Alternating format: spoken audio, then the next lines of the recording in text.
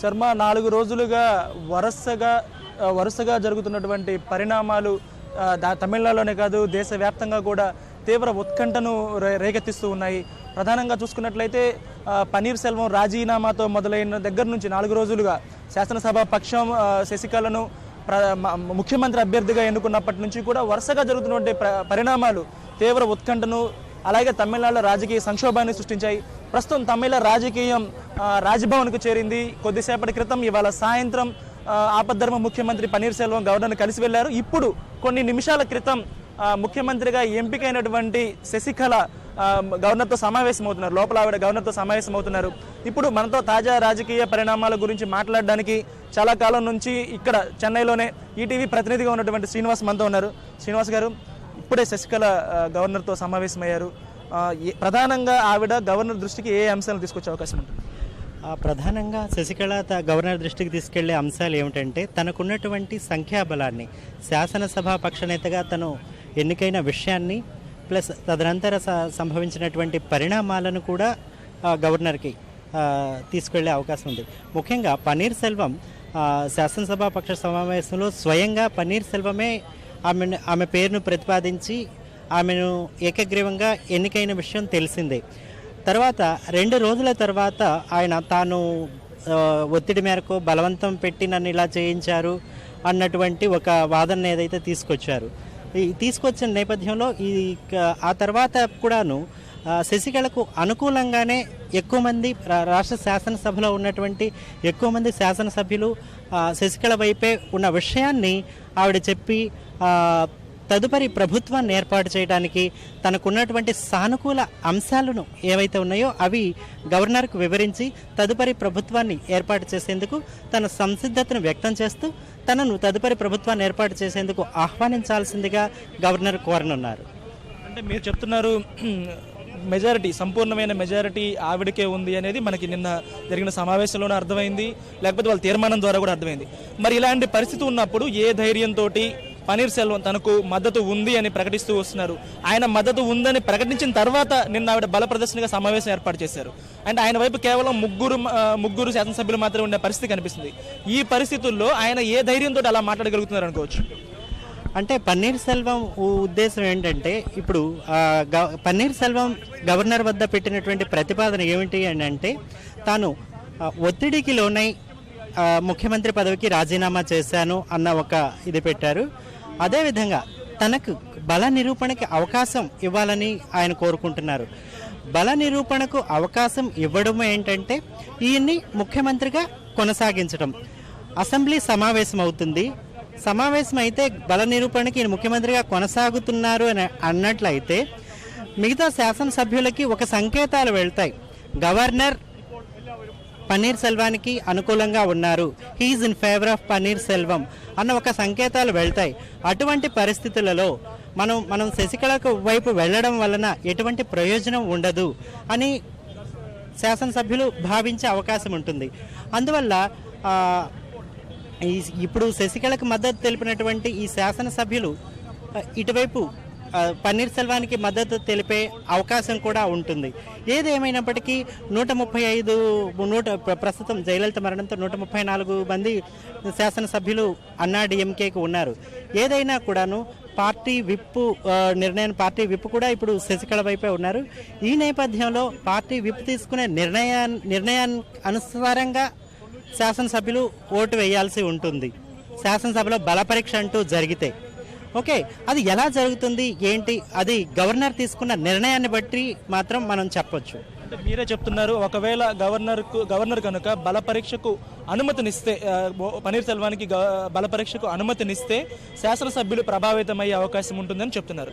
శశికళ వర్గం కూడా అదే విషయాన్ని వాదిస్తూ ఉంది. ఇన్ని రోజులు తాత్సారం చేయడం వల్ల కూడా వేరే సంకేతాలు వెళ్తాయి, లేకపోతే ప్రత్యర్థులకు అవకాశం ఉంటుంది అనే సంకేతాలు వెళ్తాయని ఉంది. ఇప్పుడు ఇద్దరు నేతలు ఆయన కలిశారు కాబట్టి గవర్నర్ ఆ రకమైన నిర్ణయం తీసుకునే అవకాశం ఉందంటారు. అంటే ఒకవేళ ఆయన బల పరీక్షకు అనుమతించే అవకాశం ఉందంటారు. ఎందుకంటే ఆయన చెప్తుంది ఏంటంటే బలవంతం చేసిన పరిస్థితుల్లో ఆ నిర్ణయం తీసుకోవాల్సి వచ్చిందని చెప్తున్నారు.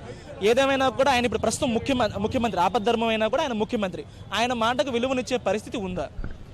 అంటే ఆపద్ధర్మ ముఖ్యమంత్రిగా ఆయన రాజీనామాను ఆమోదించారు. ఒకటి ఆయన రాజీనామాని ఆమోదించిన తరువాత ఏమైంది, ఆయన కింద ఉండేటువంటి క్యాబినెట్ కౌన్సిల్ ఆఫ్ మినిస్టర్స్ అంటారు కదా, వాళ్ళ మినిస్ట్రీ కూడాను ఆమోదించినట్లే. ఈయన పోయినప్పుడు ఆ మినిస్ట్రీ కూడా మొత్తం పోయినట్లే. మొత్తం both paneer Selvam and his council of ministers care taker గవర్నమెంటే ఇప్పుడు ఉంది అన్నమాట. ఇటువంటి నేపథ్యంలో ఒక కేర్ టేకర్ చీఫ్ మినిస్టర్ తనకు బలం ఉంది, తన బలాన్ని నేను శాసనసభలో నేను నిరూపించుకోగలను అని చెప్పినప్పుడు గవర్నర్ ఇంతకుముందు వివిధ రాష్ట్రాల్లో ఏ విధమైన నిర్ణయాలు ఇంతకుముందు ఇటువంటి ప్రిసిడెన్స్ ఏమైనా ఉందా అని కూడా గవర్నర్ ఆలోచించే ఇది ఉంది. ఏది ఏమైనప్పటికీ రాజ్యాంగ నిపుణుల అభిప్రాయం మేరకు, ఎందుకంటే గవర్నర్ ఏ నిర్ణయం తీసుకున్నా కూడా గవర్నర్ డెసిషన్ హైకోర్టులో క్వశ్చన్ చేసే అవకాశం ఉంది. చాలా గవర్నర్ మనం చూసిన సమకాలీన చరిత్ర చూసినట్లయితే చాలా రాష్ట్రాల్లో గవర్నర్ నిర్ణయాలని కూడాను కోర్టులు ప్రశ్నించినటువంటి దాఖలాలు చాలా ఉన్నాయి. అటువంటి కోర్టులు దాఖలాలు అటువంటి మళ్ళా పునరావృతం కాకుండా ఒక గవర్నర్ ఒక పటిష్టమైనటువంటి నిర్ణయం అయితే తీసుకునే ఇది ఉంది. ఆయన అందుబాటులో లేకపోవడం కూడా 4 రోజులు తాత్సారం చేయడం ఇవన్నీ చూస్తే గవర్నర్ న్యాయ సలహా తీసుకొని ఉంటారనేటువంటి అభిప్రాయం కూడా ఉంది.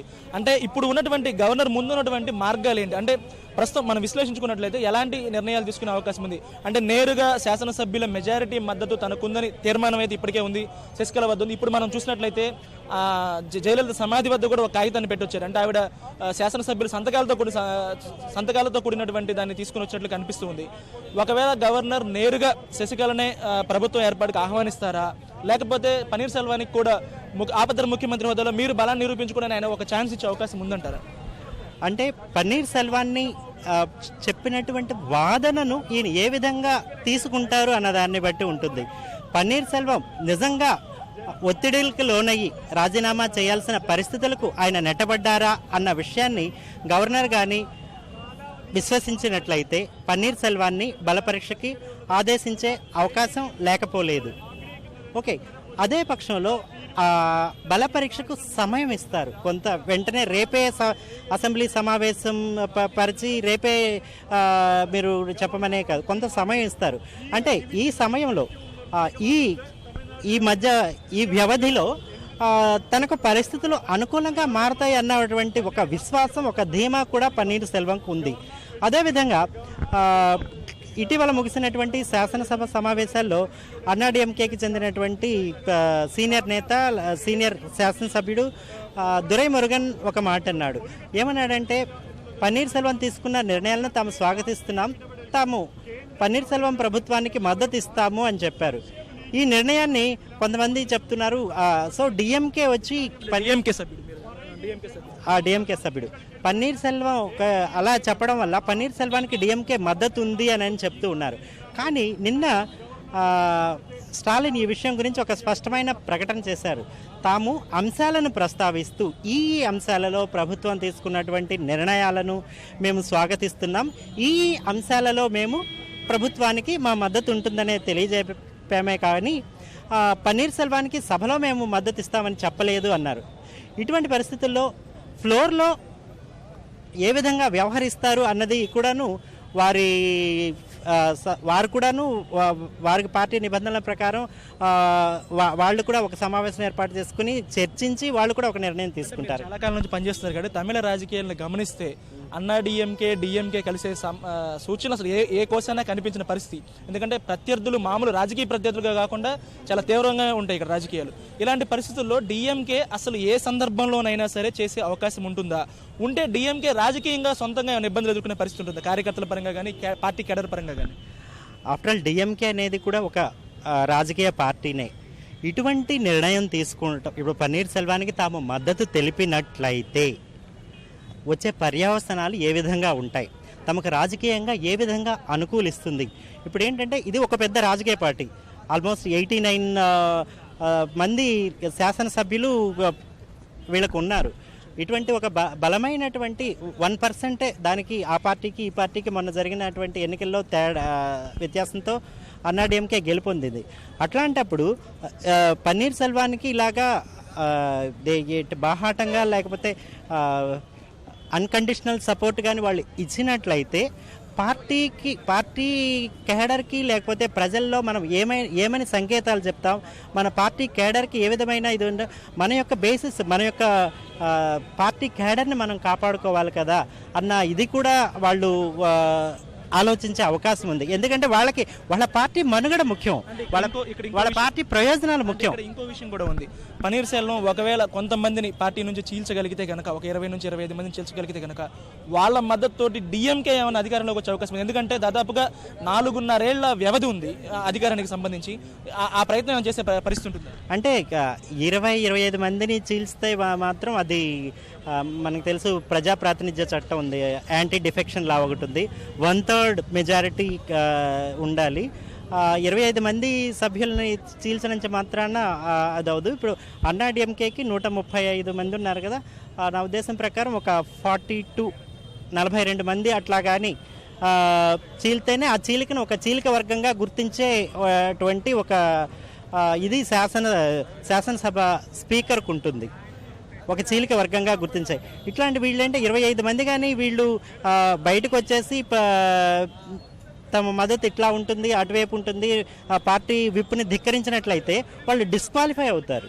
డిస్క్వాలిఫై అయితే they have to face the election again. అట్లాంటి ఒక పరిస్థితి వాళ్ళు తెచ్చుకుంటారు అని నేను అనుకోవట్లేదు. అంటే ఇప్పుడున్న పరిస్థితుల్లో ఇక్కడ గుర్తుంచుకోవాల్సిన ఇంకో విషయం ఏంటంటే, శశికళను ముఖ్యమంత్రిగా ఆహ్వానించకపోవడానికి ఒక కారణం అంటూ చెప్తుంది ఏంటంటే, ఆదాయానికి మించిన ఆస్తుల కేసు ఒకటి సుప్రీంకోర్టులో తీర్పు రిజర్వ్ చేస్తుంది, తీర్పు రాబోతోందని. ఈ పరిస్థితుల్లో గవర్నర్ ఏమన్నా వేచి చూసే పరిస్థితి కనిపిస్తుంది. ఇవాళ చూస్తున్నట్లయితే వాళ్ళు బల ప్రదర్శన కోసం సిద్ధమయ్యారు. గవర్నర్ ఒకవేళ అధికారికంగా అపాయింట్మెంట్ ఇవ్వకపోతే గవర్నర్ ఇక్కడ రాజ్భవన్ ముందే పరేడ్ నిర్వహించి గవర్నర్ ఎదుటే బల ప్రదర్శన చేయాలని నిర్ణయించారు. అయితే గవర్నర్ దాన్ని వ్యూహాత్మకంగా అడ్డుకున్న పరిస్థితి కనిపిస్తుంది. కేవలం 10 మందిని మాత్రం రమ్మని చెప్పడం ద్వారా వ్యూహాత్మకంగా అడ్డుకున్న పరిస్థితి కనిపిస్తుంది. ఇప్పుడున్న పరిస్థితిని విశ్లేషిస్తే దీన్ని మరికొన్ని రోజులు పొడిగించి, అంటే కేసులో తీర్పు వచ్చే వరకు పొడిగిస్తారా అన్న అభిప్రాయం ఏమైనా ఉందా? అలాంటి పరిస్థితి ఏమైనా కనిపిస్తుంది? అంటే మీరు ఒక విషయం గమనించాలి. ఎందుకంటే శాసనసభాపక్ష సమావేశం ఆదివారం జరిగింది. ఆదివారం జరిగినప్పుడు గవర్నర్ తమిళనాడులోనే ఉన్నారు, ఊటీలో ఉన్నారు. ఇట్లాంటి ఈ నిర్ణయం ఈవిడిని ఎన్నుకోనున్నారు అన్న విషయం తెలిసిన వెంటనే ఆయన ఢిల్లీ వెళ్ళారు. ఢిల్లీ వెళ్ళిన తర్వాతి రోజు ఈయనకి తమిళనాడులో ప్రోగ్రాం ఉంది, కానీ రాలేదు. సుప్రీంకోర్టులో కొన్ని డెవలప్మెంట్స్ జరిగాయి. ఈమెకి సంబంధించి ఆదాయానికి మించిన ఆస్తుల కేసు ఒకటి ఉంది. ఆ కేసు తీర్పు తాత్సారం అవుతోంది. ఏమిటి, ఈవిడేమో ముఖ్యమంత్రిగా ప్రమాణ స్వీకారం ఒకటి చేయబోతున్నారు. ఈవిడ ఒకవేళ ఈవిడ తీర్పు ఈవిడికి ప్రతికూలంగా వచ్చి ఈవిడ ముఖ్యమంత్రిగా పోటీ చేయడానికి కాదు, కనీసం శాసనసభ్యురాలుగా కూడా పోటీ చేయడానికి అనర్హురాలుగా అయ్యింది అని అంటే మాత్రం అది ఒక పెద్ద గవర్నర్ తీసుకున్న డెసిషన్. ఇదే పరిస్థితి గతంలో కూడా ఎదురైంది. జయలలిత టాన్సీ భూముల కేసులో తీర్పు వచ్చిన సమయంలో అప్పటి గవర్నర్ ఫాతిమా బీబీ ఇలాగ ఆహ్వానించిన తర్వాత సుప్రీంకోర్టు తప్పుపట్టింది. దాన్ని గుర్తించి ఏమన్నా దీనిపై నిర్ణయం తీసుకునే అవకాశం ఉంటుందా? దీనికి కాస్త వ్యత్యాసం ఏంటంటే 2001లో అప్పుడు కన్విక్టెడ్ జయలలిత వచ్చి నేర నిరూపితమైంది, ప్లస్ శిక్ష పడింది. మళ్ళీ ఏంటంటే ఆవిడ అనర్హురాలు, పోటీ చేయడానికే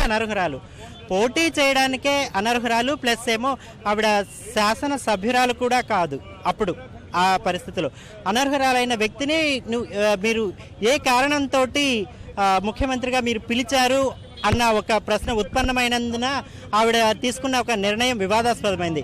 కానీ ఇప్పుడు శశికళకి ఇప్పటి వరకు చూస్తే శశికళ యొక్క ముఖ్యమంత్రిగా ఆవిడని ప్రమాణ స్వీకారం చేసేందుకు ఎటువంటి అడ్డంకి లేదు.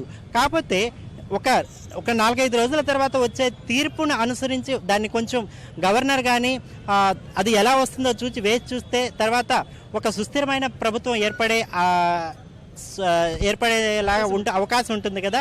దానికి చూసి స్ట్రాటజిక్ వ్యూహాత్మక మౌనం అంటారు కదా, అలా కూడా చేసే అవకాశాన్ని మాత్రం మనం తోచిపుచ్చలేము. ఇప్పటి వరకు చేస్తున్నటువంటి విశ్లేషణ ప్రకారం అయితే పరిస్థితి అలాగే కనిపిస్తూ ఉంది. 4 రోజులుగా రాజకీయ సంక్షోభం కొనసాగుతున్నప్పటికీ కూడా ఆ తీర్పును దృష్టిలో పెట్టుకునే గవర్నర్ వ్యవహరిస్తున్నారన్నటువంటి అభిప్రాయం కలుగుతూ ఉంది.